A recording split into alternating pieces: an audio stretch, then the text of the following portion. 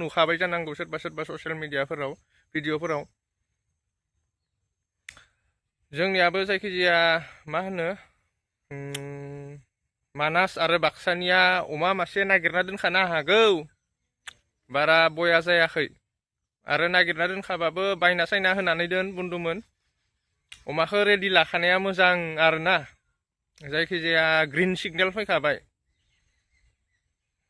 दा इउपिपिएलफोरा मा होनो बे इलेक्सनाव जेनबाबो जोंहा खोथा गैला आरो 2027आव मोनसे इलेक्सन जानो थांगासिनो दं बे इउपिपिएलआव गिदिंनाय खामानि मावनाय मानसिफोरनि खलथायाव जेबो गैला बेहाय माला गैला रानजोब्बाय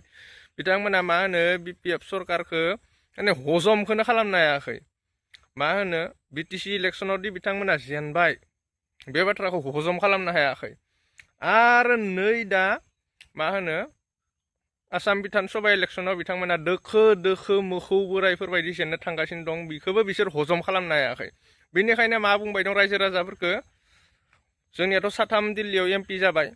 आरो एबार 125 एमेन्डमेन्ट ना 131 एमेन्डमेन्टखौ लाबोनानै माने बिटिसिआव 2027आव गोदान इलेक्सन खालामफिनगोन जाहैबाय नाथाय मोनसे खोथाखौ आं बुंनो सानदों मा होनो भारतनि संबिजिताव ओरैबायदि लिरनाय दङ ना जेन गले गले माने बोसोरसे उनाव इलेक्सन खालामबाय थानाय इउपिपिएलनि बुंनायाव जुदि 2027आव इलेक्सन जानांगौबा एबा बिपिएफनि बुंनायावबो 2028आव इलेक्सन जाफिनगोन बेखौ इउपिपिएलनि जितु माने सेला बेला आरोना माने हजम खालामनो हायाखै बाथ्राखौ मा बुंगोन मा बुङा रायजोफोरनो आंगा मांगा बुंगासिनो दङ मोनसे खोथाखौ बिथांमोना क्लियार खालामना मानो होआखै दासिमबो इउपिपिएल होननाय जितु पलिटिकेल पार्टिया दि गैला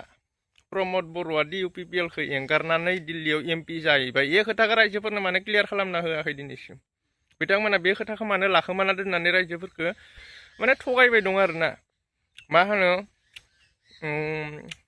गोदानै इलेक्सन जाफिनगोन इउपिपिएलनि सरकार फैगोन 2027आव इलेक्सन जायोबा इउपिपिएलनिनो सरकार जाफिनगोन बिटिसि जितु हाग्रामा सरकारा बायसिगोन बेखौ रायजोखौ थगायना लाखिबाय दं नाथाय प्रमद बर'आ जे इउपिपिएल पार्टिखौ गारनानै दिल्लीयाव खारनानै एमपिनि गादियाव जनानै थाहैबाय जों बर'फोरखौ बावगारबाय डिभाइड आसाम 50-50 मोनसे समाव माने मा बुंदोंमोन ना बेफोर बाथ्राखौ बावगारजोब्बाय आं एमपि एमएलए जानो माबायाव फैयाखै मा होनो रायजोनि खामानि मावनो फैयाखै जातिनि सार्थआवसो खामानि मावगासिनो दं होननाय बाथ्राखौ बिथांमोना बावगारबायना बियो गारनानै दिल्लीनि गादियाव एमपिनि सिटआव जिरायनानै आरामसे बिन्दास सोलिगासिनो दं बे बाथ्राखौ माने इउपिपिएलनि मानसिफोरा क्लियार खालामनानै होआखै रायजो राजाफोरा एसेबां बुरफक नंला सब बुजिजोबखाबाय दिनै 30 तारिख आरो बारा गोबाव गैला नेथ'दो साननैसो लोगो मोनगोन 4 तारिखै जोब्बाय